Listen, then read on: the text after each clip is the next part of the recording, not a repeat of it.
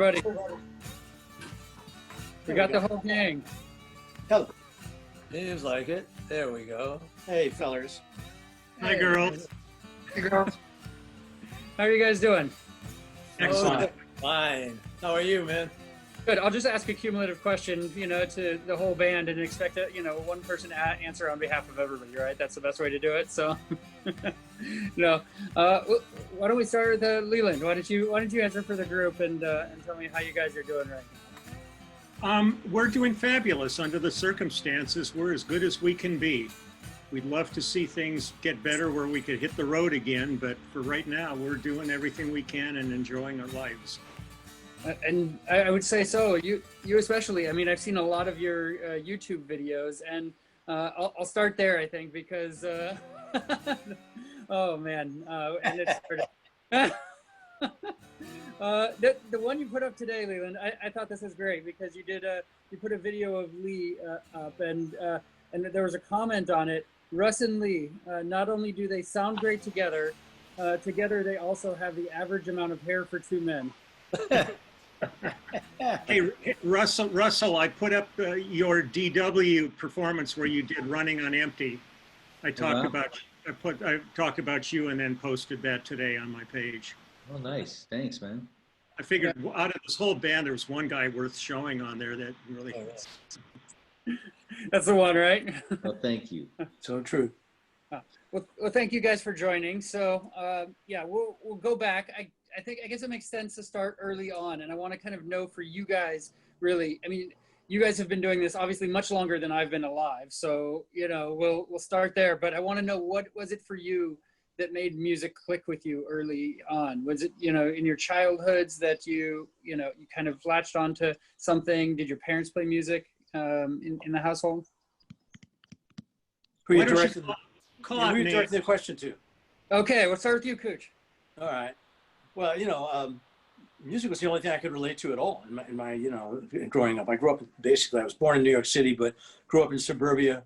I couldn't relate to anything around me. I was not a happy camper until I started listening to music. The first stuff that really hit me was the first generation of rock and roll. Little Richard, Fats Domino, Elvis Presley. That stuff really got to me. And after that, I started getting interested in folk blues. And I started getting interested in Chicago blues, jazz. And then the second generation of rock and roll, which started, I guess, with the Beatles or just before the Beatles, also was a huge influence, like it was on all of us. So that was the thing that I could mainly relate to in my life. Most of my life was, I felt like a stranger in a strange land. So music was my way into life, into society, into everything. Okay, and how about you, Waddy? What do you think? What was it for you? Music. I thought everyone was. When you're growing up, you think everybody is exactly the same. You think everyone's Jewish. Everyone likes the same kind of food. And I was always singing any melody I would hear. I was singing it.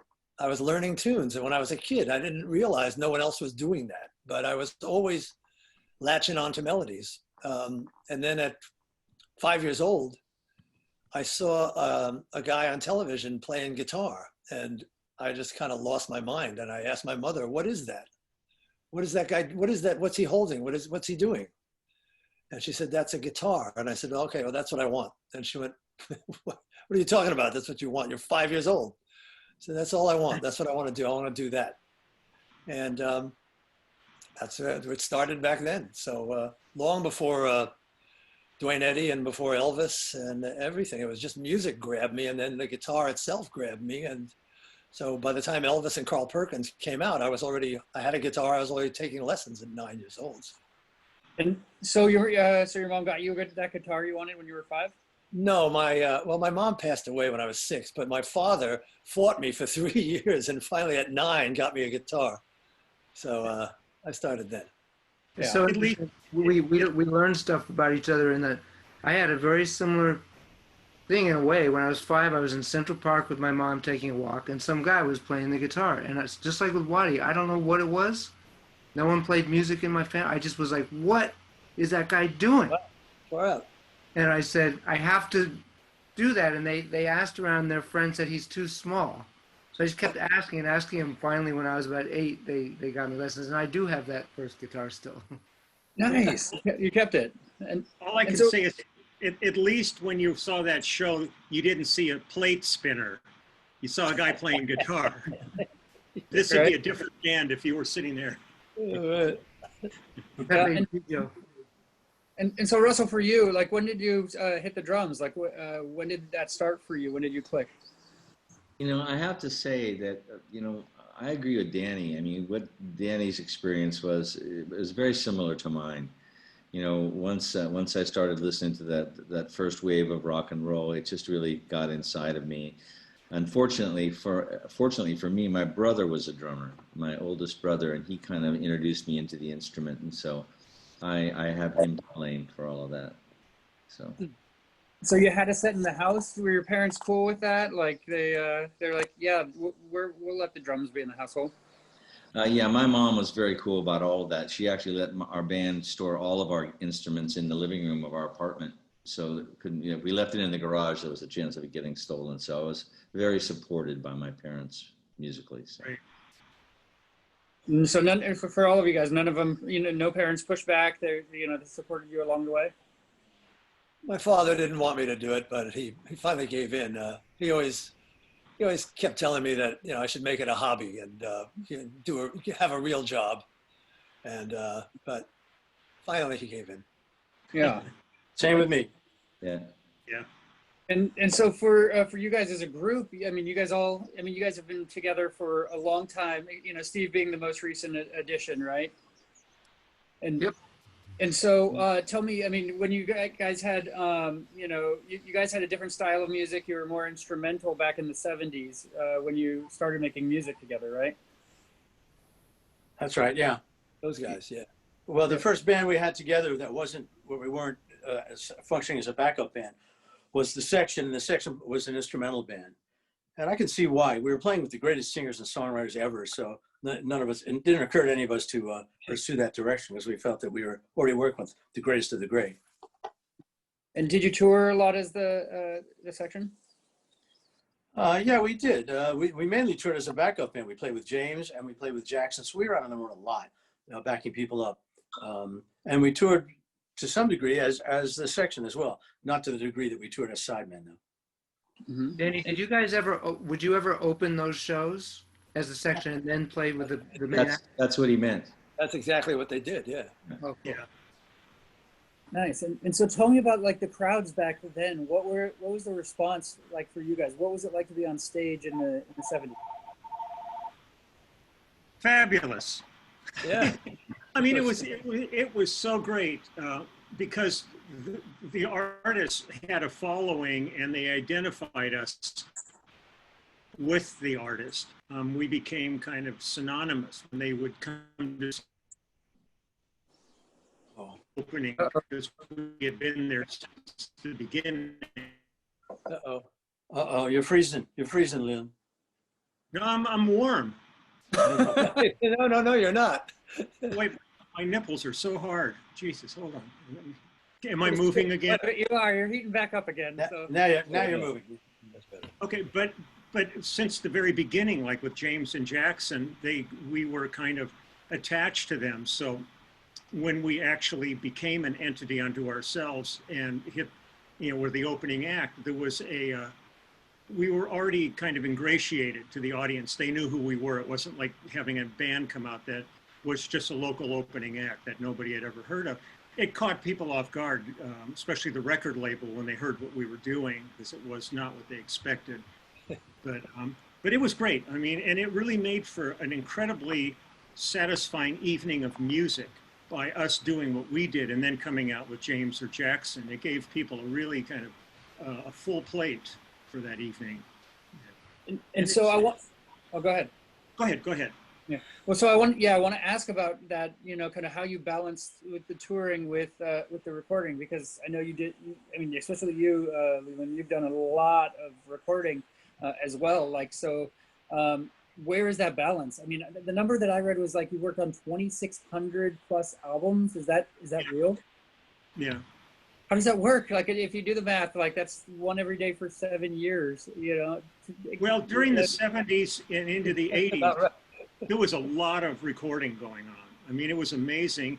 And fortunately, you know, things really hadn't slowed down for a long time. So, you know, so I don't know. I don't even think about the numbers. You know, I'm just grateful that I've been a working musician my whole life. That's the only thing that mattered.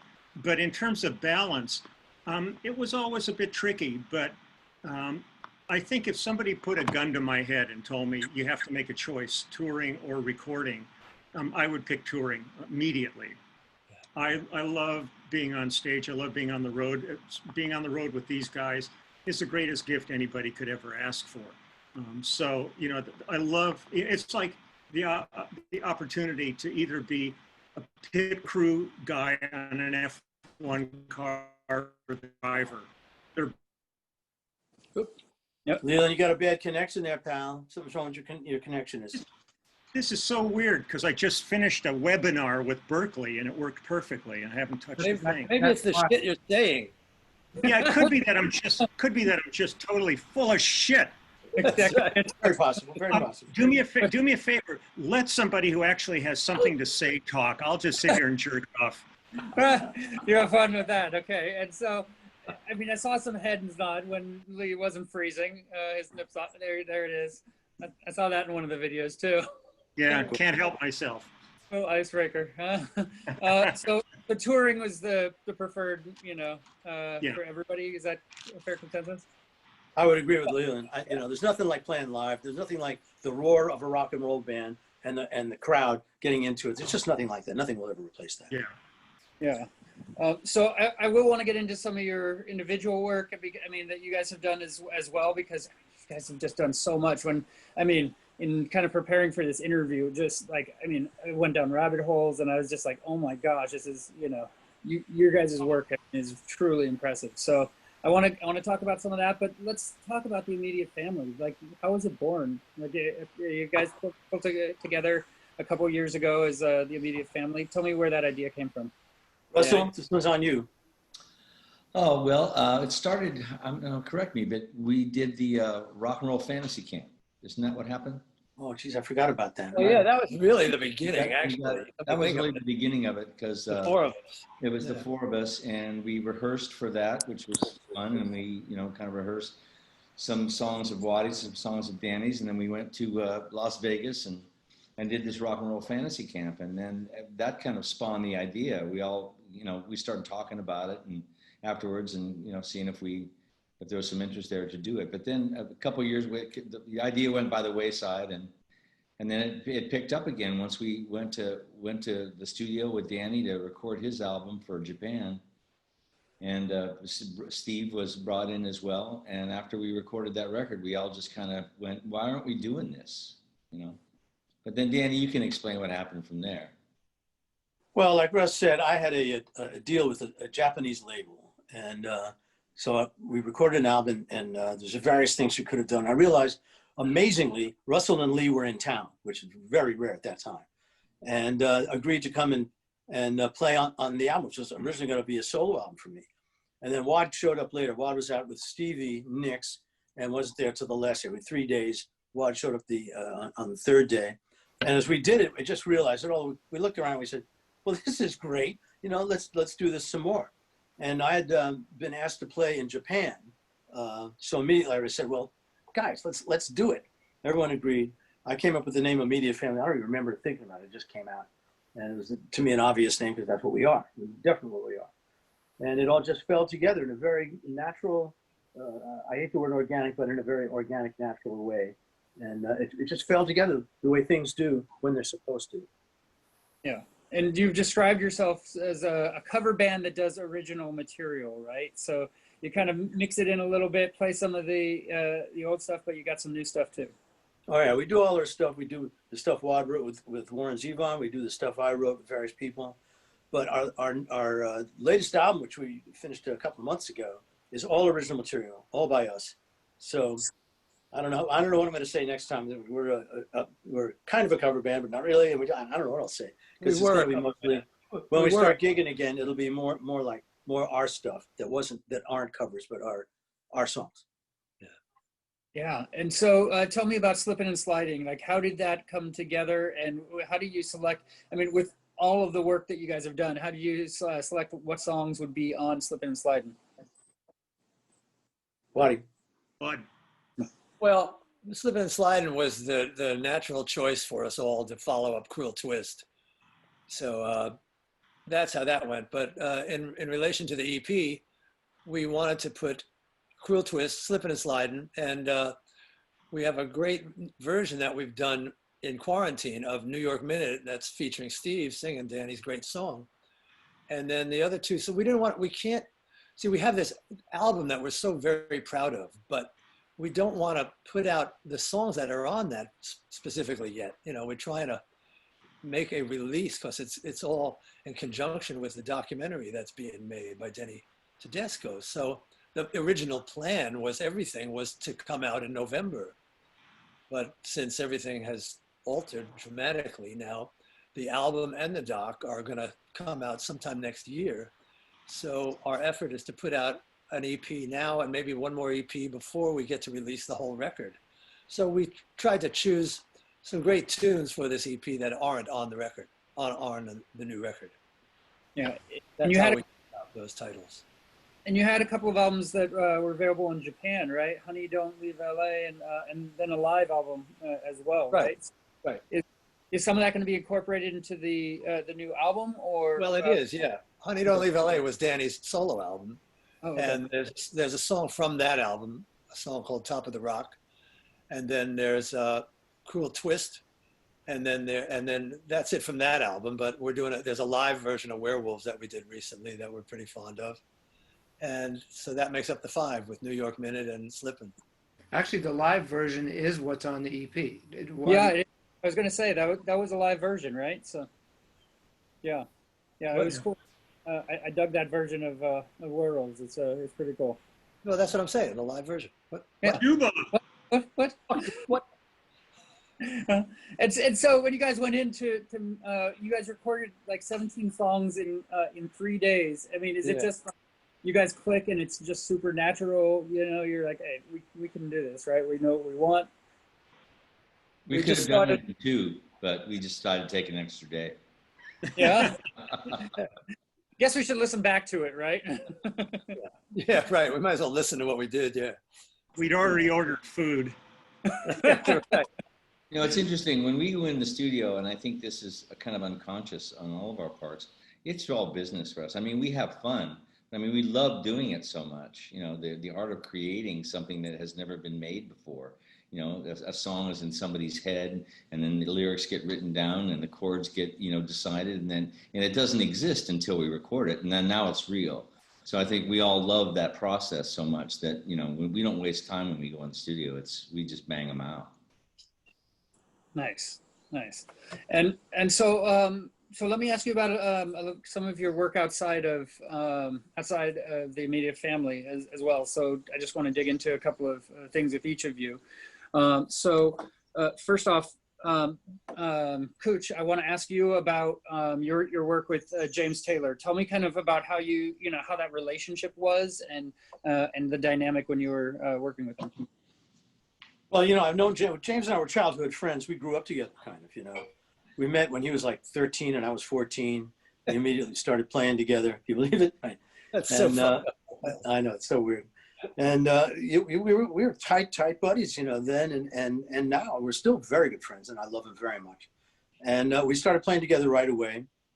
James, ultimately, when we both graduated high school, ultimately I think he hitchhiked to New York and stayed with me on my couch in New York City. We started a band called The Flying Machine. And we played down in the Village at a joint called the Night Out Cafe for quite a while. We played there for almost a year. And then James, it broke up. We were going nowhere. We couldn't get any gigs. Nothing was happening. And that's when James went to England and hooked up with Peter Asher. I gave him I was friends with Peter, so I gave him his number and address. James went to see him. And the rest is history, I guess, pretty much. But yeah, we played together a lot, before he made it and after he made it. Because after he made it, Russ and Lee and I toured with James for many, many years. Yeah. And so tell me about the dynamic with James. I mean, just outside of making music, I mean, being childhood friends, I mean, tell me about that friendship. It goes beyond music, right? Well, it does, yeah. I mean, he and I had a lot in common. For instance, we both had mothers that took us to Broadway to see all the Broadway shows, you know. And by the way, that does not make me gay, even though, well, you know, yeah, he's gone, well, maybe. All right. There's your We mom. both, Your mom's different, right? So you know, we both had kind of, you know, kind of semi-intellectual families. So that we got a lot of, both of us got a lot of culture, and it's the same kind of culture. So we had a lot of that in common as well. Besides, we both loved the blues. We both loved folk music before it was a dirty word. We both, you know, we both loved rock and roll. And, you know, we just fell together. He and I had a lot in common. Let's put it like that. And, you know, we never had, you know, we never struggled to have anything to talk. We both also had the same sense of humor. So we laughed about the same stuff. And it's just like that, a very easy, natural relationship that he and I have always had. And that's kind of the way it is, which is also what I have with the rest of the fellas in this band now. So there you go. makes things a lot easier for sure. That's right. Yeah. And so, Waddy, tell me about working with the Stones. What was that like for you? Well, it was pretty unbelievable, actually. You know, Keith called me and said, "We're in town, come to the studio." And it was a couple of days before Woody showed up. So next thing I know, I'm visiting, and then it's go, "Oh, let's go play." I went, "What? Let's go play." And Jim Keltner and I were the outside ingredients. And we wound up being there for, I don't know how long it went on, 3 months or something, every night, working with the Stones, just set up in this circle and just playing song after song after song. It was phenomenal. And when Woody showed up, Woody was giving me a like, "Hey, what are you trying to take my place?" and stuff like that. I went, "No, man, not a bad idea, but no." And we just found ways to the three of us to play together. And it was incredible, really. Jim Keltner and I would pass each other in the hallway and just stop and look at each other and going, "We're still here. Do you believe we're still here? I can't believe this is going on every day." You know, we had one day off and I was home in bed. It was about 11:30, midnight on a Sunday night. All of a sudden the phone rings and it's Don Was going, "Hey, what are you doing? What am I doing? Why are you calling me?" He goes, "Keith's got this tune, man, he wants to do." I went, "When?" He goes, "Now." "Now?" Hey, you're not busy. "Okay, I'll see you in 20. Fortunately, I lived down the hill from Ocean Way Studio, so I could, when we'd leave there in the morning, we'd start every night at about 7 and work till anywhere from 4 or 5 in the morning until 7 in the morning. And I was able to just roll back down the hill to my house. So I climbed up the hill on Sunday night and stayed there till the next night. But it was phenomenal. It was truly a one-of-a-kind experience. They were great. They were great to me. They were really sweet to me, and I made it out alive. You did. It's a great story. And so, Russ, tell me about working with Dylan. Oh God, very, very, very similar experience that Waddy just recounted. I'll start by saying this: if Bob Dylan walks into a room, everything changes. The pictures on the wall tilt. Everybody's attitude in the room changes. He has an incredible charisma. And I truly believe he's not trying to do it at all. I mean, I think that's one of his, one of the things that really bugs him is that, you know, that he has that effect on people. And I was constantly pinching myself because the first time I worked with him, it was with him and George Harrison in a studio in New York. I was there working on a project with Peter Asher on an album project, and we had finished, and I was back at the hotel. It's kind of just like what he said. And Peter said, "I want you to put your drums in a cab and come back down to CBS." And I said, "Why? Do we have another tune to cut?" And he goes, "No, George Harrison and Bob Dylan are in the studio and they need a drummer."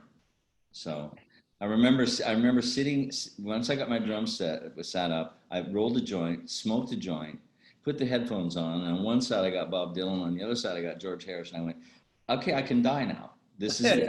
I don't have to do anything else." And then I got called back after those sessions to play on Bob's New Morning album. I guess I didn't get fired, so I must have done something right. He called you back. Yeah. So when you're in a situation like that, dude, like do you push the nerves aside? Like, I mean, because you said you have to pinch yourself, right? Like, is this real life? But like, how do you approach that? I mean, being in a small room like that, I imagine it's even more intimidating with those two than being on a big stage in front of 20,000 people. No, he wasn't. He's not intimidating. You change. He's not really doing anything to make you change. I didn't have time to have any nerves. The way that Bob records is he just plays things once. I mean, on those sessions he did. Yeah. And I have no idea what time signature it's going to be in or how long the intro is. You just kind of jump in and hang on. So I was more concerned with, making sure that I ended at the same time that everybody else did. And I didn't have time to be worried or nervous. Yeah. What an experience though, huh? It was incredible. Yeah, really incredible. Yeah. And so, Steve, I'm going to ask you about David Crosby, but I'll start by saying that I think David was probably the first celebrity I ever met. I was a tiny kid and I met him in the San Francisco airport and got a picture with him. I didn't really know who he was back then, but it's this cool thing that I have now. It's like, okay, that's a pretty cool moment, that my mom had the camera ready. She knew David Crosby and was able to say, hey, are you David Crosby? So tell me about working with Crosby. We have I work with his son, James Raymond, who's his producer and keyboard player a lot. And we just have we just wrote a song for his new record and I played it and he always seems to forget that he goes, I didn't know you could play the guitar like that. That's what you said last time I played the guitar with you. But he's a really beautiful musician who sees it his own way. Like his harmonic sense comes out of tuning his guitar all these different ways. He's going, hey, check this out. If I tune this to that and this to that, I get these chords, and consequently nobody writes like him. Some of the stuff, because of it, can be challenging to actually play, to recreate, in a standard tuning. And but we've had a lot of fun. All of us. I guess Russ was out of town. We just did a benefit with him last year. We got to play. We play Ohio and Long Time Gone. Long time. It was a lot of fun. But he's a character, but he's still. The thing I like about all these guys we're talking about. I just was playing with a couple of them last weekend, different guys that they still, including us, really love it. They love, the process. That's what separates out the men from the boys. Like, there's people who just kind of still doing it because whatever, it makes them money. Crosby's like a little kid. He's still like, check this out. Look at this guitar. Look at this tuning. And so it's always fresh. It always has that spark to it. And he plays with you sometimes in Night Train Music Club, is that right? He did. We went to Canada with that. Yeah, we brought the Night Train Music Club, which is something that most guys in here, until Russ used to do it, Danny's done it. It's just sort of an all-star band, a lot of different people, and we had a great version of it with Vonda Shepard and Bernard Fowler. And Leland. Leland was there, and Steve Holley from Wings on drums, and who else was there? Albert Lee was there. So it was a cool group of people, James, Raymond, and Crosby, and that was a really, really fun night. Yeah. Yeah. That's pretty cool. And so Leland, tell me about your work with Phil Collins. Like, how was it, the dynamic between you and Phil? He's a schmuck. I can't stand him. I just mailed my parts in. I was out of there. That's the way to do it. Like, I don't want. When Tiny Tim was available, I knew I had a priority. No, Phil. Yeah, I met Phil doing a Lee Ritenour record. I mean, I knew Phil from Genesis, and he knew me from the stuff that I had done. But Lee Ritenour called both of us to work on a song on his album around 1980, I guess it was. And then Phil called me after that and asked if I could do his album and his next tour, The Face Value. And I was already working with James at that point. I was committed. So I couldn't do it, but I said, I'd love to work with you at some point. And he called me in '84 to go over to England and do the No Jacket Required album. And then we spent 85 on the road. But it was a unique experience because we only had theaters booked for the tour. It was a, nobody really knew who Phil was. They knew he was the drummer from Genesis and stuff. But as soon as Susudio came out, and all of a sudden we had to put the skids on and went from theaters to arenas like overnight, and everything changed. And suddenly he was like the darling of the music business at that point. And I love Phil. His work ethic is astounding. And I think the coolest thing in his attitude for me was that, like, when we would rehearse for a tour, we'd rehearse for a month.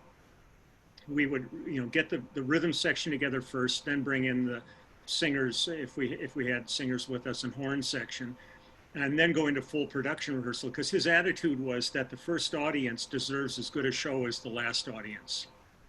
And so many bands go out and spend like the first couple of weeks of a tour dialing the tour in. These people have spent their hard-earned money to see that show, and they deserve. So when we would rehearse like at Bray Film Studios in London. And like the last week of rehearsals, we would invite people to come down and watch the show, and then sit and talk to them afterwards and see what parts worked, what parts maybe there wasn't, if there was any lulls. And we had Barry Manilow and his band come down one night and watch the show. And so I love that work ethic. And that's one of the things I love about doing this project, is everybody brings that kind of ethic to this. I mean, we want to put on the best show that we possibly can. And it's nice to be prepared and go out there and have it together, rather than, sort of going, well, we'll get it together. We've got a couple of weeks of touring. Let's, work it out there. Yeah. And so, Russ, I want to ask you about, sorry, I was going to ask you about, well, talk to me about Spinal Tap. That's what I was going for. Sorry. and kind of how all of that came about. Chris Guest was a friend of my first wife, Leah. And when he came out to LA, he hung out at our house a lot. I played softball with him. I was on a little softball team that we played. So he's like a baseball fanatic. And we just got along really well. And, he started, doing these musical things with Harry and who was the other person? Michael McKean. Michael McKean. And they just got into this this character thing of playing these character roles while they were jamming and playing music, because they all loved to play music. And as the story goes, Rob Reiner, who was a friend of theirs, came by one of their jams one time and saw them doing all this and said, why don't we do a movie of it? And that's how the whole idea started, and the rest was kind of history. It was one of those aha moments for me, for sure. Danny was also in Spinal Tap. We both got to be in it in very small scenes, but it was great. It was great to be a part of that. I mean, you never know when you're doing something, like you're part of something that goes on to become an iconic piece of art, and you never know it when you're doing it. You're just happy to be doing it and having fun. But that was a nice thing to be a part of. It really was. And Danny, would you say kind of the same thing? I mean, in regards to like Cheech and Chong's Up in Smoke, like you didn't know what that was going to be when you're in it? Well, I think Lou showed Waddy and I some footage. I can't remember why, but really, he called me in, and they wanted music for this stuff. Waddy and I got together and came up with a couple of themes. Just threw some stuff together. We really didn't know what to expect. Yeah. So we went into the studio. I can't remember who's on drums. Probably Murata. I can't remember that. I don't know. And we just started throwing this stuff down. We, just some of it was jams, but most of it was themes that we'd worked out before we went down there.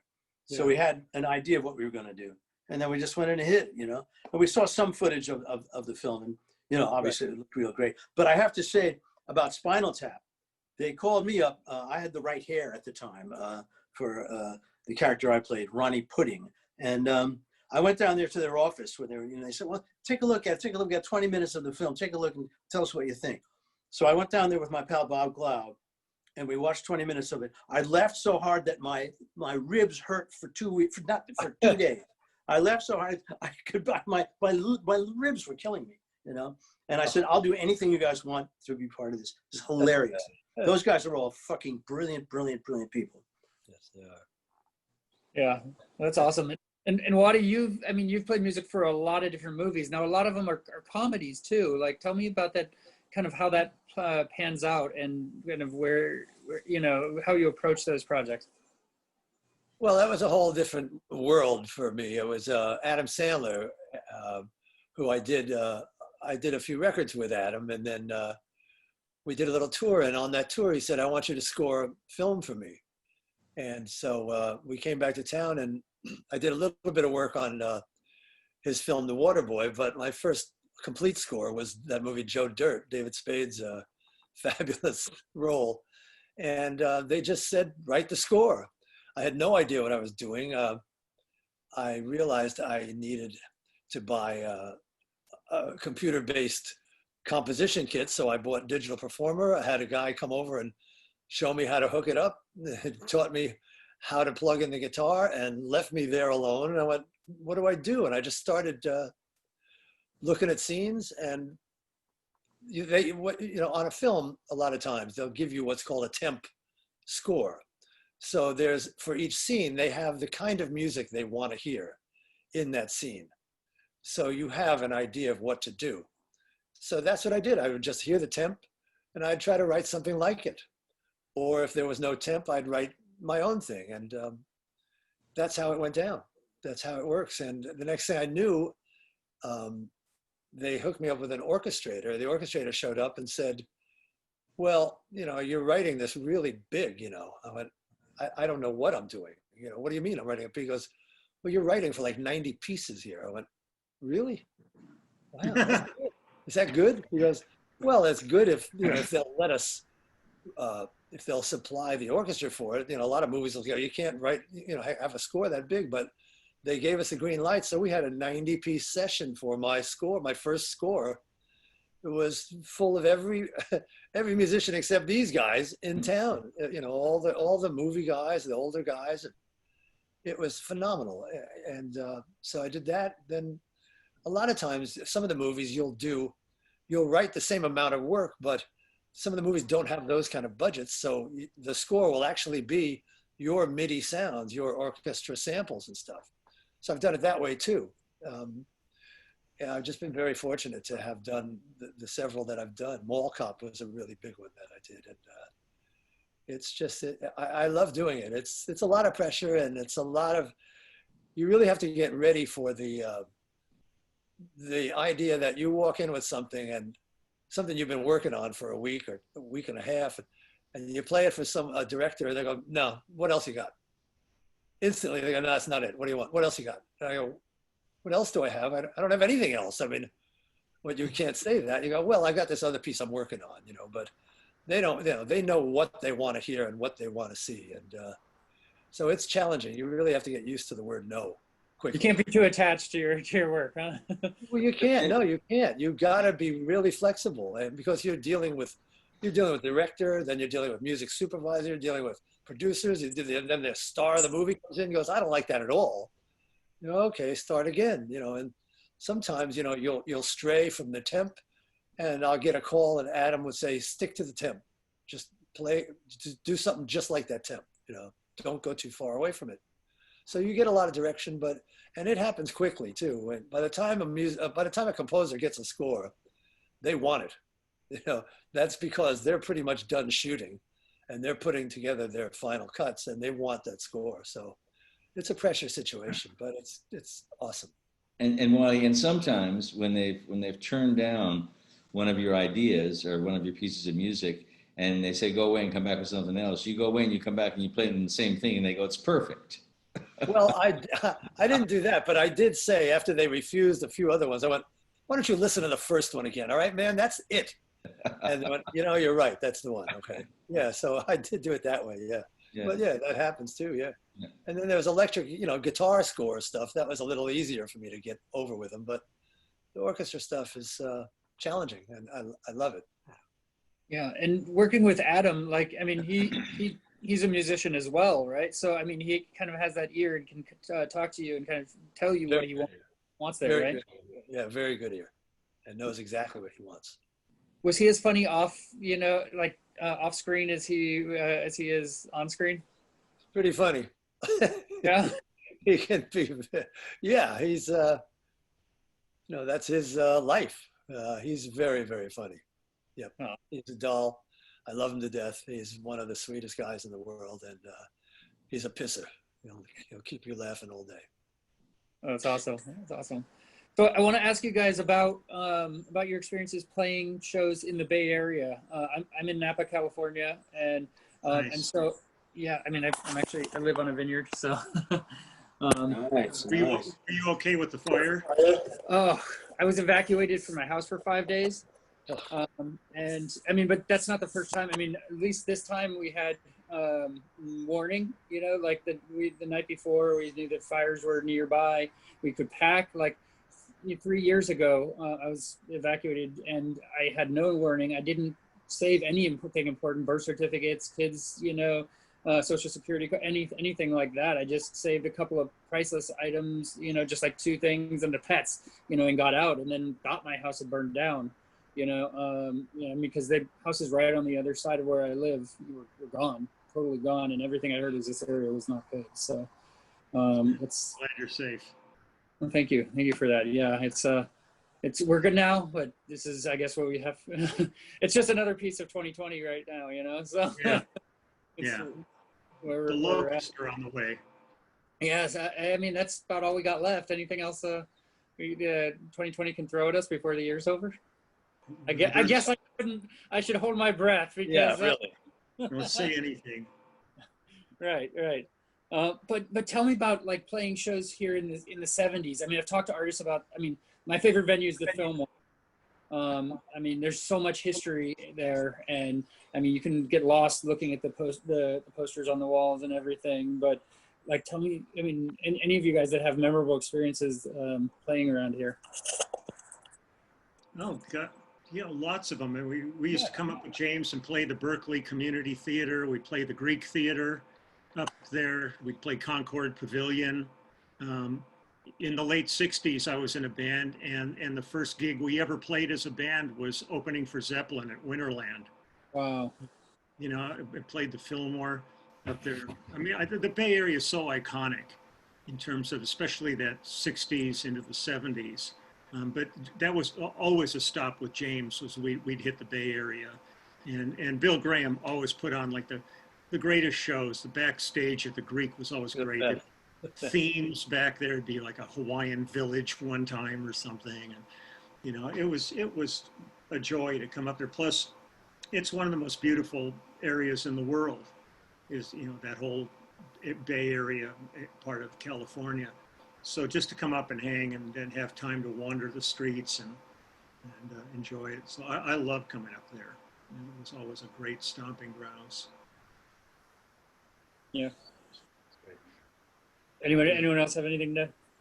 Well, I've been up there a lot with Stevie Yeah. Nixon, who lived up there for a while. So we've played a lot of beautiful shows up there. But I wanted to mention one time when I was with Linda, working at the Greek with Bill Graham, and he was the best. He was incredible. But I just remember this was the first time I was on the road with her, really. And we were at the Greek, and Bill came backstage and said to Peter, listen, like you just said about this Hawaiian theme, Lee, he said, listen, Peter, we want to put on this, like a nice, beautiful meal for everybody, and so if you guys, we want to chip in some, a couple $100 and stuff. And Peter goes, my guys will eat hot dogs. Forget it. I'm not spending a dime. But it was wonderful. And we played a lot of big shows up there with the Eagles and Jackson, and Linda was the 3 headliners, and Jackson and Linda would alternate their slot. Eagles were the main event always, but Jackson would go open first, and then Linda would open first. And it was incredible. The crowds were fantastic, and the area is amazing. We love it there.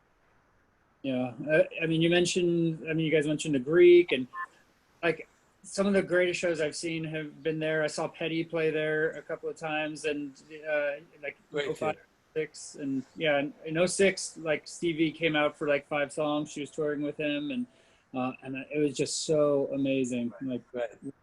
what an amazing show. I mean, let's just talk about Stevie for a minute, because we got to. So tell me about your work with Stevie, and like, I mean, you guys have been, worked together a lot, right? Yeah, we've been together for since. Well, I played on their first album, when Lindsay and Stevie's first record, Buckingham Nicks record. I'm there with them on that. That's where we met, and then we split up for about 10 years. And she called me, and she called Russell and Bob Glaub, and put us on her first solo album. And I've been her MD since that record. Really, we took a couple of years off from each other, but for the most part, we've been doing our act together since 1982, I think it was. And she's an incredible gift to the world. She's a real, as I told her after our first show, and it was funny because she, we had a good relationship, when I met her, and she's a good singer, and we never really got down together, and we did her solo album, which was incredible. When we did Edge of 17 and the other songs that are on that first album, it was mind blowing, just, and to see how strong a performer she was. But that was still in the studio, and so we did our first show, and after it, we were all up in her room. Russell, you were there. We were all sitting around having a drink and saying, wow, we got through it. It was great. And everybody left, and it was just her and I sitting there. And I said, well, I got to tell you something, Stevie. You really impressed me tonight. She goes, oh, yeah, sure. Right. Yeah, sure. You like what I do. Yeah, I know you don't like what I do, Waddy. And I went, I said, well, I didn't really, but now seeing you on stage and standing next to you on stage, I said, I got to tell you something, girl. You are a rock and roller. And I don't use that term loosely at all. And there are very few people that earn that fucking title, but you are a complete rock and roller, and I love you for it. And so we've been rocking and rolling since then. She's fantastic. Oh, that is so awesome. Oh, man.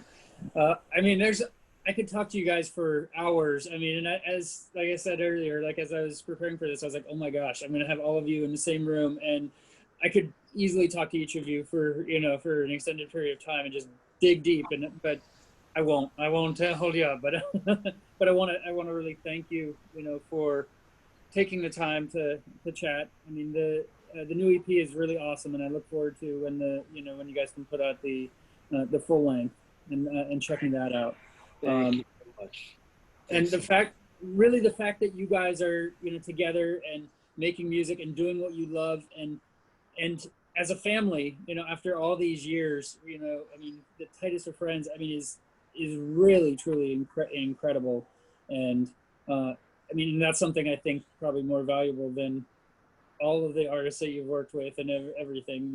Just to have kinships that are that close. So keep it up is, I guess, what I. We will. Thank you. It's really sweet of you to say.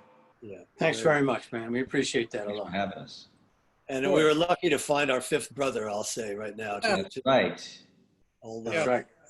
A whippersnapper, as Steve would say, as Lee would say. Everybody band has to have one guy they can really pick on. Say, hey, get in line, kid. Do they try and keep you in check, Steve? Like, are you? I am on my tiptoes all the time with beautiful guys. There's a certain amount of hazing involved in being in this group. Right. Yeah. I have to go get coffee sometimes. How long does that last? It'll never end. Depends how good the coffee is. Awesome. Well, thank you guys again. If you want to give my number to anybody that you guys know, you feel free. But no, I love talking to you guys and hearing the stories, because this is what I live for. It's just having these great conversations and hearing, about all these experiences that you guys have had, which are so amazing. So really, when the album comes out, let's do this again. Really. Let's do it. Absolutely. Yeah, we can't wait for you to hear it. We're so proud of it. I'm totally down, and I'll have at least another hour's worth of questions to talk to you guys about. So we'll make it happen for sure. So, Okay. you guys have a great rest of your day then, and we'll be chatting again soon. Okay. All right. Thank you. Take care. Hey, thanks very much, man. Thank you. Take care, Steve. Bye-bye. See you, girls. All right, little boys. Little boys, girls.